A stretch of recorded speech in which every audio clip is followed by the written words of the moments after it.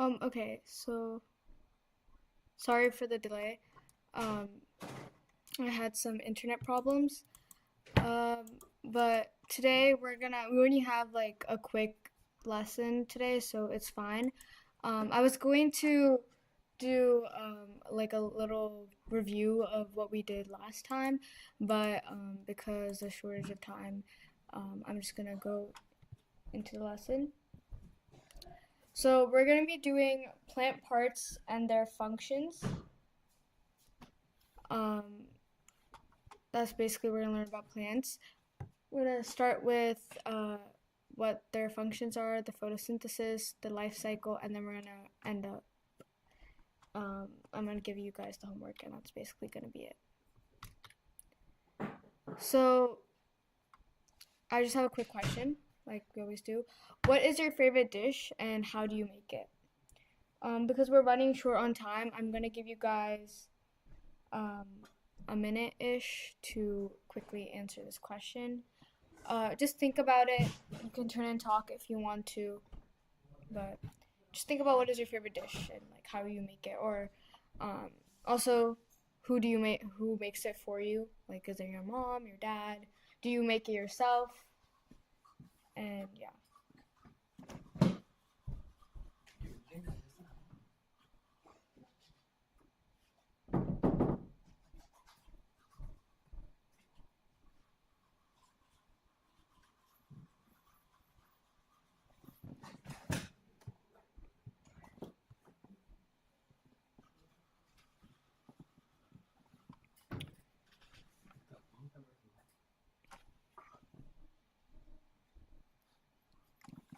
Okay, so I hope you guys were able to think about that for a bit.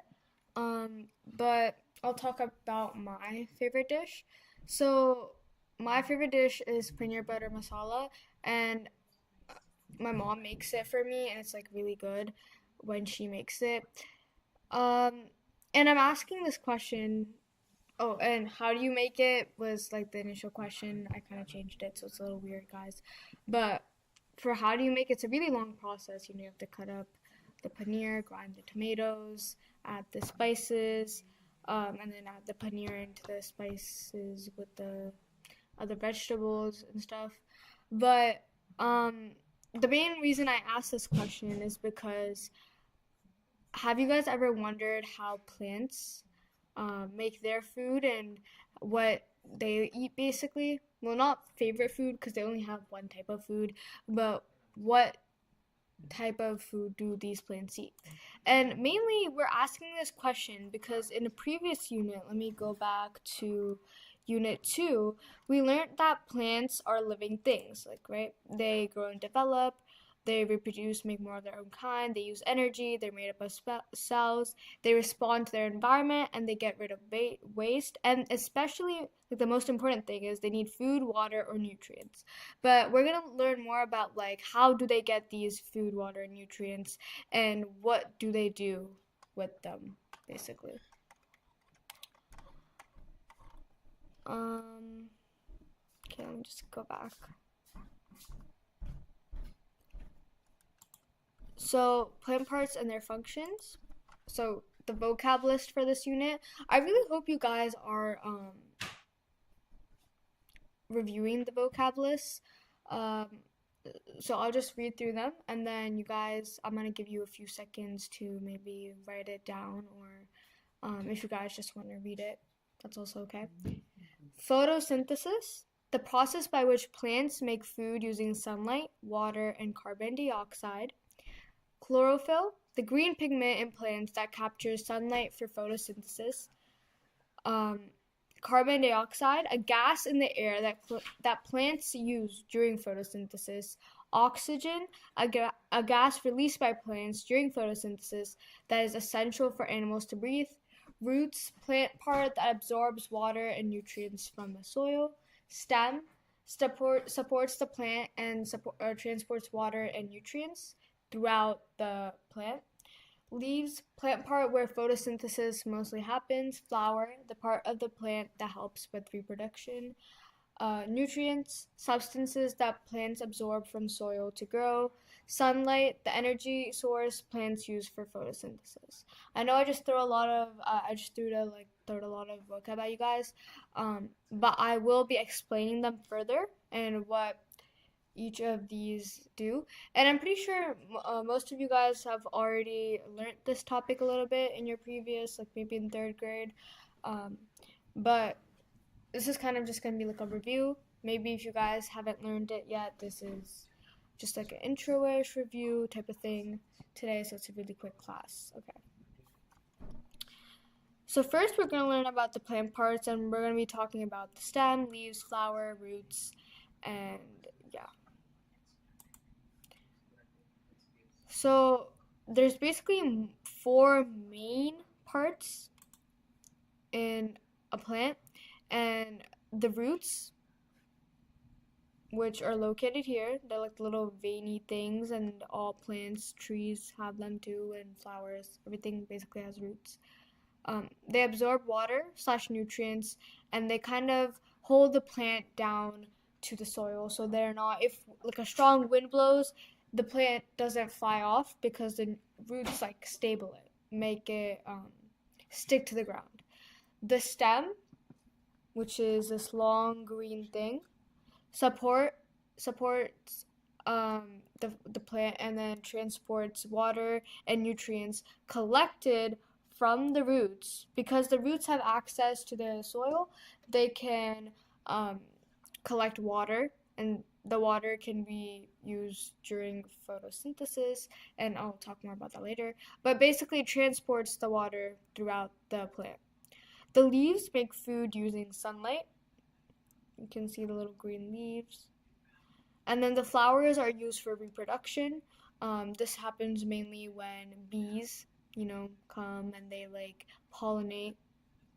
And the flowers are like, that's where like the seeds are, and the pollen seeds are pollen and seeds. So insects are attracted to the flower, like it says here. And then of course there's fruits. Some plants have fruits. You can see it here. But this plant does not have a fruit. It's just a sunflower. Okay. So, introduction to photosynthesis. We're gonna learn more about how like this process works, of where they're like absorbing nutrients and everything in like in the next in like the next lesson, like next part of this lesson. But yeah. Introduction to photosynthesis. So I asked you guys what your favorite food is, and like how you guys prepare it and who prepares it for you, because plants are like little chefs. They kind of use sunlight, which is basically energy, water and air. So air, which is carbon dioxide. That's what I'm specifying here. And I'll explain a little bit more about carbon dioxide. Carbon dioxide is kind of, how we use oxygen to breathe? Plants use carbon dioxide, which is another type of gas, like air is a gas, and we covered this in one of our initial units. I think it was the first one. But air is a gas, and carbon dioxide is also a gas. But this gas is harmful for us if we breathe large like quantities of carbon dioxide. That's really bad for us. But plants, they love carbon dioxide, and they need it to during photosynthesis, which is the process of which they're making their food, right? So they use sunlight, water, and carbon dioxide to create a type of sugar inside their leaves. And now the sugar isn't something like, it's not chocolates, they're not eating chocolates or anything like that. They use it forms this thing called glucose. That's the term for it. It's glucose. The food is glucose. And this forms inside their leaves. So this is why they need leaves. Because the light also gets trapped by the leaves. So the leaves are a really essential part of the flowers.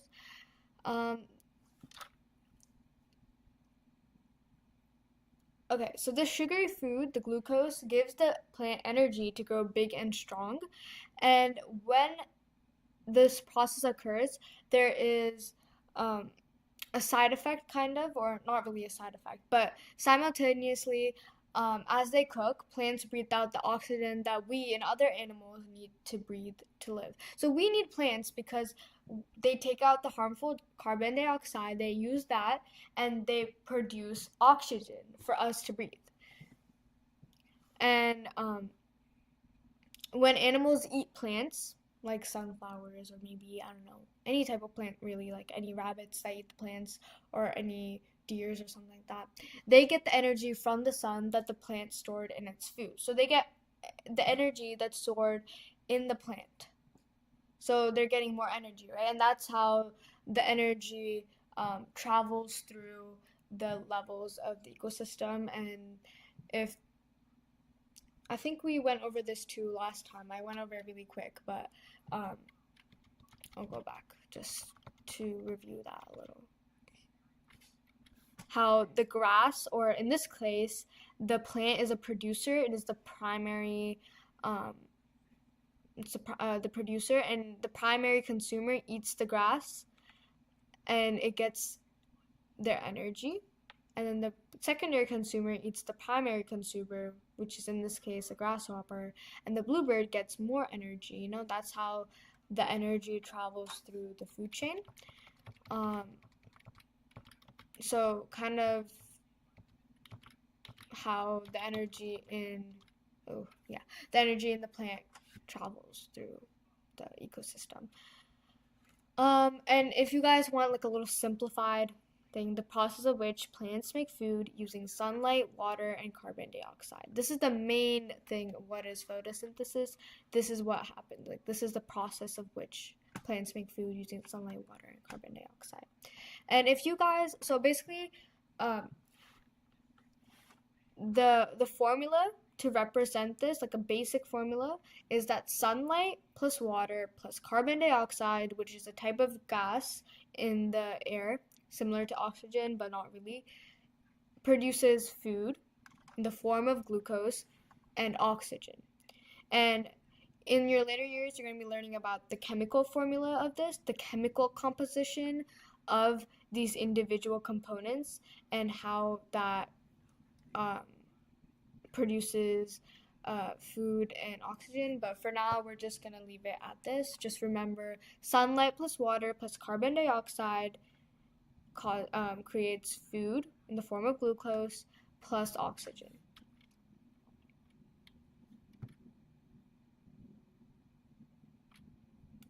If you have time, I am going to go back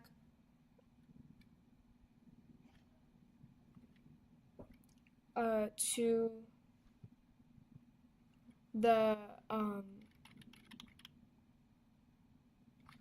initial, sorry, one moment, our previous lesson, but if not, then I think we're just gonna end it after the next couple slides. Okay, so sorry, 1 minute. Just let me join the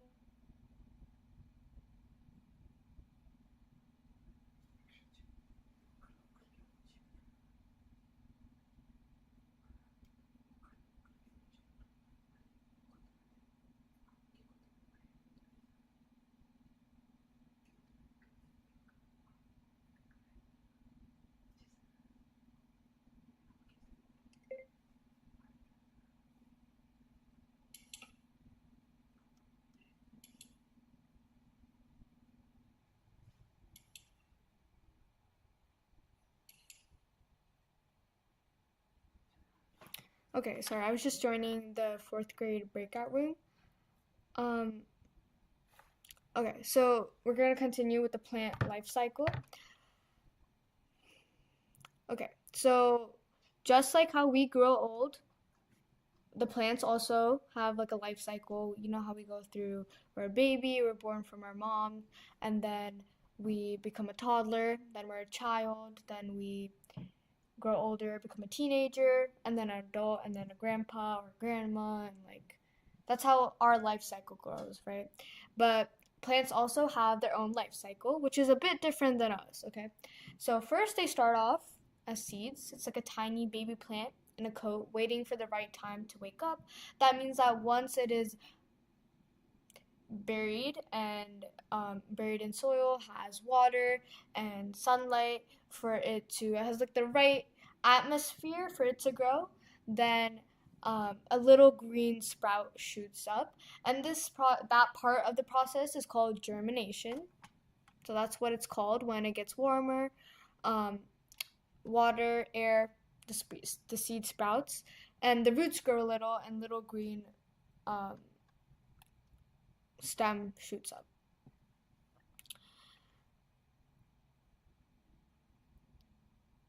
And then the seedling part of the process is when the little shoot, which is basically what you call like the stem that shoots up, it's just called the shoot, becomes a young plant with leaves that start making food from sunlight, photosynthesis. So this is where it's getting its leaves, and it's basically a sprout at that point in time. So you can also see in this little picture the seeds goes to a roots and then to a sprout, and then from the sprout it becomes a baby plant.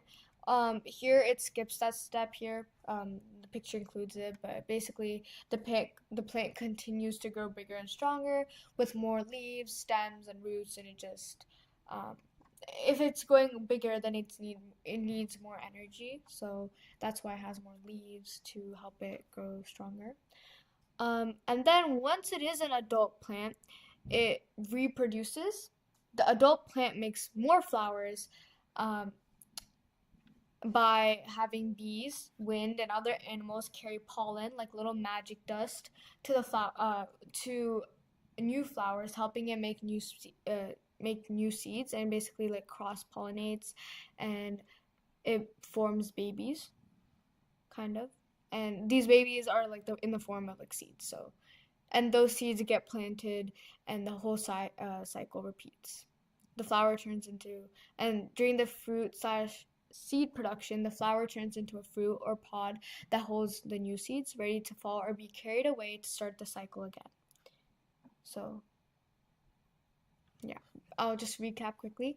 Seeds are there, they become planted, and then they become roots, and then they grow a little older and they become sprouts with leaves and stuff. And then from a baby plant, they continue to grow to an adult plant where a pollination occurs when bees come and they like eat the little pollen and they're like, oh, it's so yummy. And then they spread that pollen because it sticks to their bodies, and um, it allows for allows for a male and female um, flowers to make little babies of seeds, and those seeds get planted again. This by when it like falls from the flower, because it like the seeds grow in the flower and then they fall, and those seeds get planted again, and it kind of continues and continues.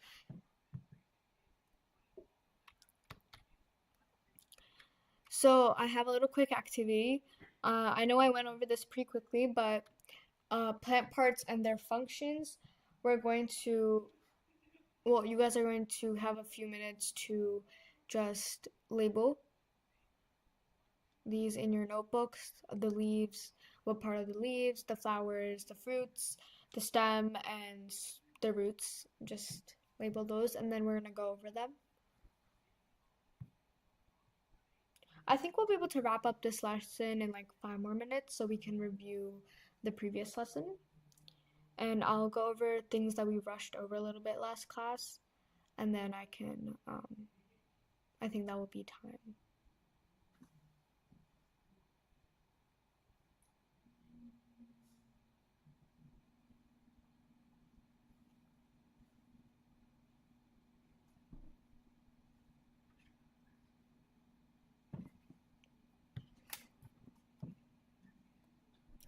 Meanwhile, if you guys have any questions relating to this, or anything that you've learned or have any questions about, just ask me. Also, sorry to interrupt you guys again, but I hope you guys are doing the homework. It is really important. I know I don't do any checking or anything like that because I can't come there and do it in person, but I hope you guys are doing that. And if you guys need help, you can always ask me or your teachers or even your classmates. to see if they understand it and anything. I hope the homework is also not too hard. It's just a little fun activities to make you guys ensure that you guys don't forget what you guys are learning, because we see each other once a month, right? So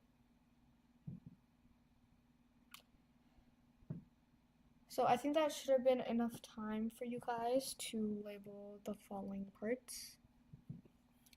I'm just gonna quickly review the answers. So number 1, here it's pointing to the green leafy stuff, so those are the leaves. 2, you can see it's a little flower. That's the flower. 3, it's the fruits. I think it's a tomato. Yeah, it's a tomato. So that's the fruit. Tomato is there. Actually, yeah, it's tomatoes. And then the stem is this. This is the stem. It's the stem. So that's number 4. Number 5 is the seeds. It's pointing to those little things inside the tomato plant, the little seeds. And then number 6 is the roots. You can't really see the roots, but well, I initially thought it was just soil, but these are the roots. It's not, usually it's like brown or something like that, but those are the roots. So I'm just gonna give you guys the homework, but we will still be in the stream because I'll be, like I said, reviewing. Okay, so we have a really simple homework today. Just draw a labeled plant diagram, kind of like this one that you guys did. So this part should have already been done. So I kind of helped you out there. And then show how that plant interacts with that environment. So in this case, it was a tomato plant, but you guys could draw any plant, and you guys have to at least label the leaves, the flower or fruit, the stem, the seeds. The seeds are actually optional, and the roots.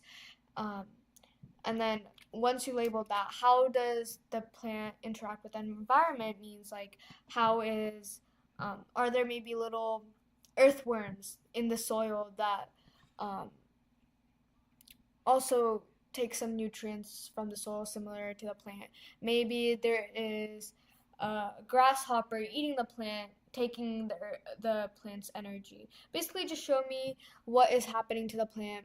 Is it is it going through the process of photosynthesis? Like, there's multiple options. Basically, just show it how it's interacting with the environment. Maybe draw a photo, and that's it.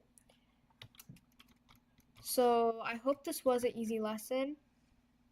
I can go over anything real quick, but before I do that, I do want to go back to what we learned last time. I think I'm going to go over lesson 3, animal interactions and adaptations. I think this was the one I rushed over a little. Okay. A predator is a consumer that actively hunts, captures, and eats other animals to survive. So I'm just going to, in case you guys forgot, animal interactions and adaptations basically explains why some animals try to eat other animals and how some animals run away from other animals, and basically it shows the relationship between these different types of animals and why kind of or how at least the process works. So a predator is a consumer that actively hunts, captures, and eats other animals to survive, and predators often have adaptations that help them eat other animals, like such as sharp teeth, speed, or strong senses that help them find and catch their prey. And predators get these adaptations not just on what they eat and how they live, like, but also where they live. Like some, you know how bats are nocturnal, and that means that they can, so they use, since they're nocturnal and they eat in the night and they have to find prey in the night, they use echolocation, which means that they like kind of scream into the void, and then when they scream, they can sense that like when their sound waves echoes back at them, that tells them where an animal is, which is really cool. Like sound helps them catch different animals catch their prey. And that's kind of like adaptations that they use. And other predators also have similar adaptations. Like lions have really long claws and they're really fast and they're like really stealthy and stuff like that. And then a prey also has, which is an organism that is hunted, captured, and eaten by predators, have adaptations as well. And this is more like camouflage, speed, or group behavior to avoid being eaten. Like krill travel in groups, and krill is like a type of fish type of thing in the ocean, and they travel in schools, like so they like safety in numbers. But chameleons, they camouflage, they change colors, and they blend in with their background in the rainforest. So animals have really different adaptations based on if they're predators, if they're prey, where they live, um, what they need to survive, and just kind of different characteristics. A food chain is a linear sequence that shows how energy and nutrients move from one organism to the other. It begins with the producers, then goes to herbivores, and then carnivores or omnivores. So the food chain, I'm just going to reiterate it. The food chain basically shows how energy and nutrients move from one organism to the other. We talked about how plants produce their own energy. So that energy travels from each of the different consumers. And the primary consumer is like the first consumer that eats the thing, how close it's like the closest one to the main producer. The secondary consumer is the second closest consumer to the producer. And it gets energy from the primary consumer because the primary consumer ate the producer. And it just shows like the food chain just shows the process of the energy being traveled. And then in the end, once the entire energy has been consumed by like the apex predator, which is the highest consumer, I suppose. When that apex predator dies, its body gets decomposed. This means that its body kind of becomes dirt again. It becomes it kind of dissolves. I don't know how to explain decompose. It kind of, when it dies, its body just becomes buried and then it starts to blend in with the soil. And that soil has a lot of nutrients which are used for producers, and because they need nutrients from the soil. They take, how we explained that plants use nutrients from the soil to have the seed grow. That's how the decomposers energy gets back into the producer and the process starts all over again. Um, Balance in nature, every organism has a role in the ecosystem. If one species is removed or its population changes too much, the entire food chain can be disrupted, affecting predators, prey, and the environment. So, kind of think of it this way: if there were no butterflies, okay, wait. Okay. So if there were no frogs, okay, well you can take this at any level, but I'm gonna take the most easiest one to explain. If there were no frogs in this food chain, then the herons will die because there is no frogs for them to eat. They'll be like, there's not enough food for them to eat, and they will starve and die. Similarly, the butterflies, there'll be a lot of butterflies everywhere because the frogs are not eating the butterflies, which allows the butterflies to reproduce more, and um, there's just gonna be overpopulation of butterflies that will eat everything and all of the flowers. So there'd be no more flowers and there'd be no more frogs, but the butterflies will be at a large, and as they're eating all those flowers and there's no more flowers, the butterflies will also die because um, there's not enough food. That's basically, there needs to be a good amount of all parts of the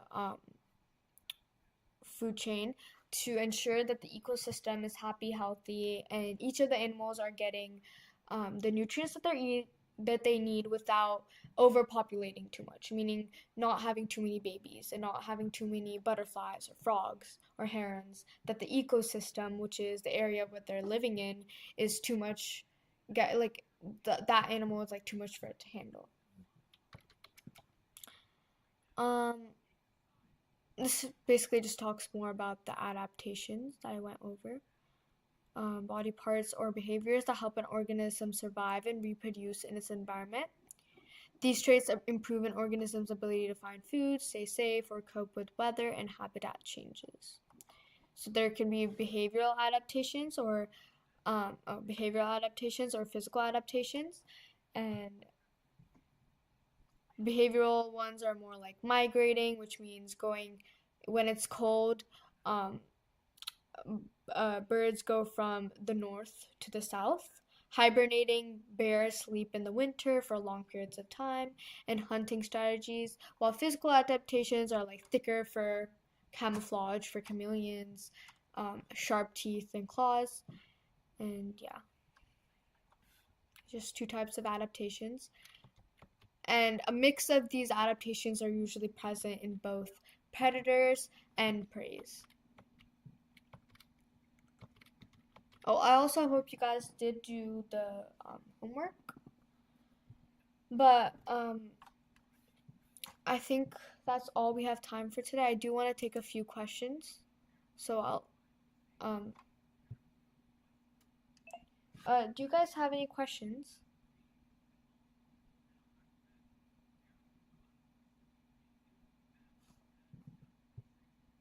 Do the students have any questions?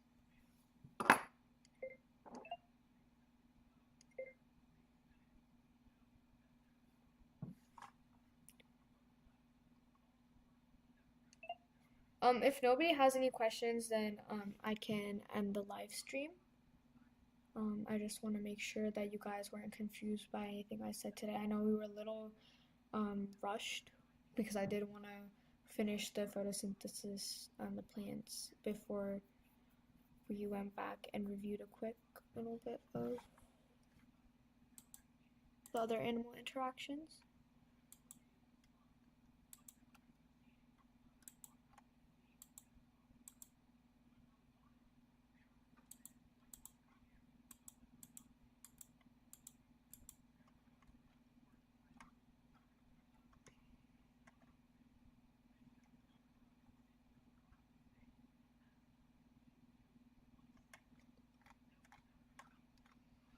Okay, I'm just gonna take it as that nobody has any questions, so I'm just gonna end the live stream for today.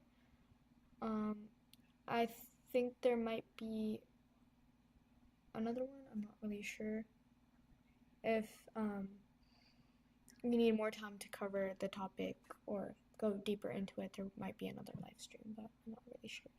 Okay. Thank you for coming in and happy holidays.